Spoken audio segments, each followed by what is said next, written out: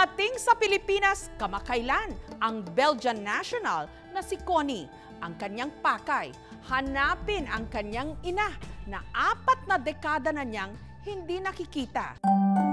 Sa tuwing magdiriwang ng birthday, ang Belgian national na si Caroline, iisa lang daw ang kanyang birthday wish, ang makilala ang mga Pilipino niyang magulang na hindi pa niya nasisilayan. At nung nag-celebrate si Caroline ng kanyang 38th birthday, kamakailan lang ang birthday gift ng kanyang Belgian din na mister na si Herman, tiket papuntang Pilipinas.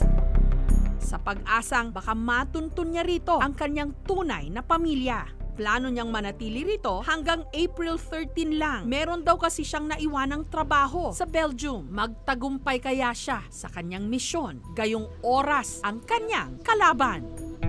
Ang destinasyon ni Caroline at Herman sa Bacolod. Ayon kasi sa hawak na dokumento ni Caroline, sa Bacolod siya ipinanganak. Dito, nanawagan siya sa isang himpilan ng radyo. If she's listening, I would say, "Hi, Mom."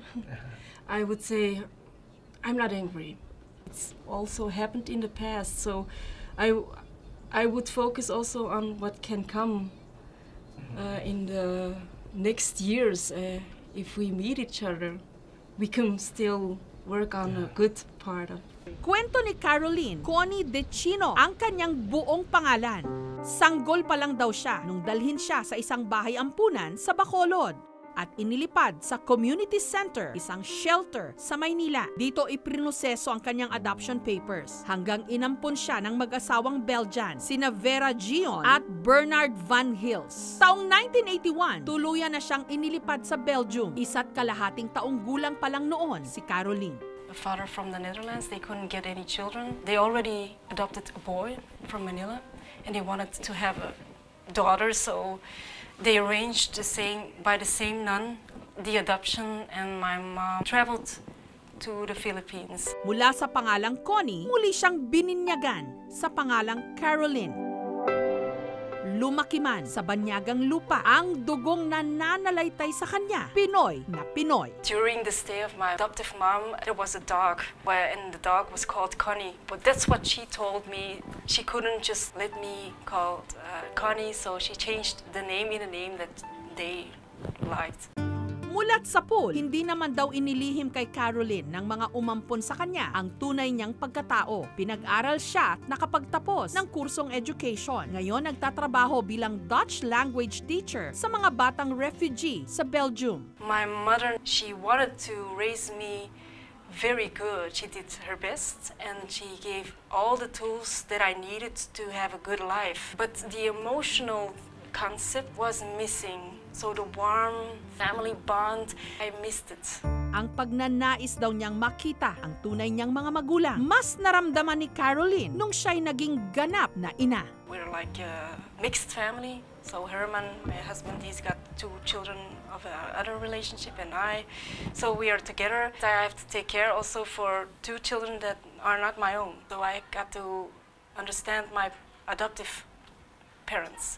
They took care of 2 children that were biologically not theirs. Una raw kumatok ang oportunidad na hanapin ang kanyang mga tunay na magulang nung nakilala niya sa Belgium ang madreng nagproseso ng kanyang adoption papers, si Sister Donald.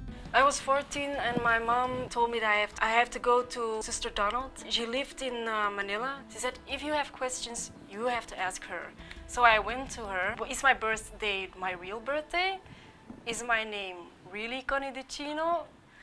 Did you meet my mother? And that's the only thing where she could answer. Pero limitado ang nakuha niyang impormasyon kay Sister Donald. Lalo pat ang madre may Alzheimer's disease na noon. Kaya ang tanging napigalang niya raw dito na sa Bacolod siya nagmula at ang tunay niyang apelyido, Decino. Kaya nitong nakaraang taon, minessage ni Caroline sa Facebook ang mga nakita niyang meron ding apelyidong Decino sa Pilipinas hanggang meron siyang nakatchat na taga Bacolod. I was a little bit scared, but they weren't scared. They were really nice, and they were also involved. Like, I'm sorry that you were adopted or you can't find your parents. I really want to help you. Sa puntong yon, nagdesisyon na ang kanyang mister na si Herman na samahan si Caroline papunta ng Pilipinas. So what I did was like, let us make a trip with some ideas what to do. So on the one hand, let's go and see all the beauty you can see on the place of birth, but also find a way to let her really taste Filipino life. Sa ngayon, nakikituloy sina Caroline sa isang bahay sa Bacolod na tumutulong din sa kanilang paghahanap. Hi, Mother or Nanay. I just wanted you to say that I'm really glad to see you. I want you to say that I love you. I've always loved you. If you have some hesitations to share it with the world, I can understand that. But it's now time for us to reunite. Samantala, nalaman din ni Caroline ang kongregasyon na kinabibilangan ni Sister Donald sa Pilipinas. Ito ang Missionary Sisters of the Immaculate Heart of Mary sa Quezon City. Dito natunto ng aming team ang kaisa-isa na lang na madreng nabubuhay na dating kasamahan ni Sister Donald sa bahay ampunan na kumupkop kay Caroline. Siya si Sister Emelina. Actually, hindi lamang isang bata. Pagdating sa adoption, si Sister Donald was the one handling together with some agencies and some government agencies. Ipinakita ng aming team kay Sister Emelina ang lumang litrato ni Caroline sa pag-asang baka may maalala siya tungkol dito. Normally, they do not stay in the center. Pero it's possible na she stayed longer kasi baka ang papers niya hindi naayos. Pero siya, yung mukha niya, hindi ko siya naalala. Kasi yung sinasabi kong inalagaan ko, hindi siya yon. Sa pagsisiyasat ng aming team, nalaman naming malaki ang angkan ng mga Dechino sa Bulupandan sa Bacolod. Marami daw mga Dechino rito. Saan ba nakatira? Marami dito. Andun sa likod, tanong ko dyan, marami dyan. Hanggang nakilala ng aming team ang isang nagngangalang Carmen Dechino. Kwento niya, nagkaroon daw ng anak sa labas ang dati niyang mister na si Kiko. Bagamat hindi raw niya makumpirma kung isa rito si Caroline, lalo pat ang kanyang mister, 10 taon nang patay. Wala man sa sang relasyon, nabi nga dira lang sa amon nga sa Pulupandan. Ay man kusang nakita nga may relasyon siya sa mga babae. Lagi ko kabalo nga may bata na sa may anak na sa iba. Samantala, nakatanggap din kami ng mensahe mula sa isang Real Dechino na taga Maynila na may pinsan daw na taga Bacolod na nagngangalang Larson Dechino. Di umano, may hinahanap din daw na kapatid na babae si Larson. Ayun din sa anak ni Tito Eddie, si Manong Larson, yung pinsan ng papa ko na si Tito Eddie na dating pulis, ay nagkaroon ng anak sa ibang babae. At naikwento niya dun sa kay Lola Conce na meron siyang anak dito sa Bacolod. Tapos, binisitahan ni Lola Conce yung bata, kasama yung tita ko na si Tita Nining, yung si Laura. For few visits, dinala ni Lola Conce, siguro binigay or pinadala yung bata mismo doon sa pamilya din ni Tito Eddie. Nung nakita niyo po yung picture, naalala niyo po ba? May naaalala po ba kayong ano? Ito. Ano po ang napapansin? Familiar. Familiar sa bit.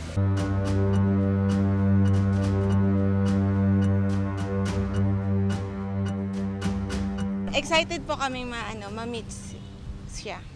Kinakabahan po ba? Excited lang. I'm very, very excited. I don't know what to expect.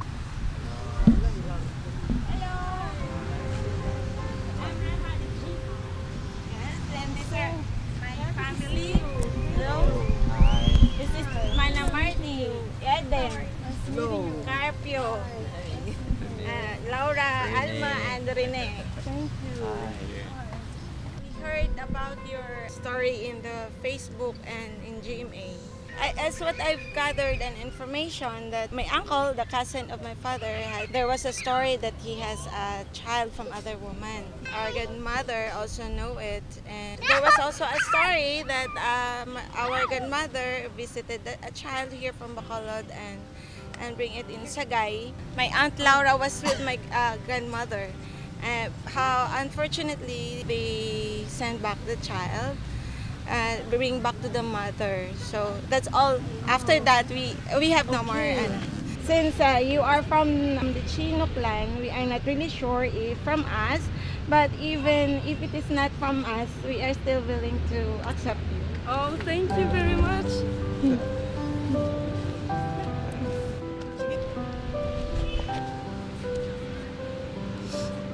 Thank you for being part of this search. I didn't expect so much, so many people. I'm really, really thankful. I don't have words for it. Just tears of relief, like a puzzle, a jigsaw piece. I'm very happy. I'm never forget this. I want to get to know you better. I really want to know by DNA test, that's my rational part, whether we are family. If it's true, then oh my God, it is like a gift. It's like a gift. And if you knew my mother, it would be really,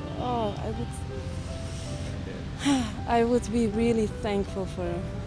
This was all very exciting and touching to see the Dicino family to come here and to even consider, even if they don't know for sure, to consider that she might be a relative. That's so wonderful and courageous also. My aunt can still remember the street where she visited a place where she went with Lola to visit the child with her mother. That is in Lupisaina, Rizal. And do you remember the name of the child? Unfortunately, she cannot remember the name of the child. But she cannot truly remember the face of the mother.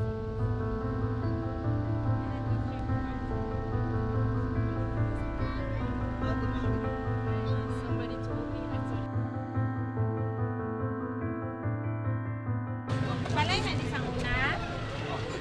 Asang una pagkadaho. Oo, balay na di sa una. Mungkag baligyan na di sa una mo. Ang sabi niyo may naalala kayo? Oo, may dito. Ano po yung naalala ninyo? Yung baby din, dito namin kinuha. Kinuha namin yun eh. Tapos dito, yun ang pangalan ng mother niya, Lilia. Oo, Lilia. Parang yung mas older siya dito. Sa hinahanap natin. Hindi ko kaya siya yun? O ano? Hindi na siguro. Alam ko hindi eh. May edad to, mga 40 plus na yun. Ito mas younger to. Very difficult to find the real facts, so the real places. I have to accept it, and it's okay. I'm very curious whether we are a family. So just finding my mother would be like cherry on the pie. Gayunpaman, alam ni Caroline na hindi pa rito natatapos ang kanyang laban. Umaasa siyang bago siya umuwi ng Belgium sa April 13, Biyernes, magtatagumpay pa rin siya sa kanyang misyon, lalo pat ramdam niyang hindi malayong makikilala na niya ang tunay niyang mga kadugo, mga kapuso. Tulungan po natin siya. This is a message to my mom and my host family, Gemini. He helped me by writing it in Ilonggo. Nanay, diin ka, kinapangita taka, nahitlaw nagit ko, sa imo kayo, palangga tagit ka, tani makit anay nata.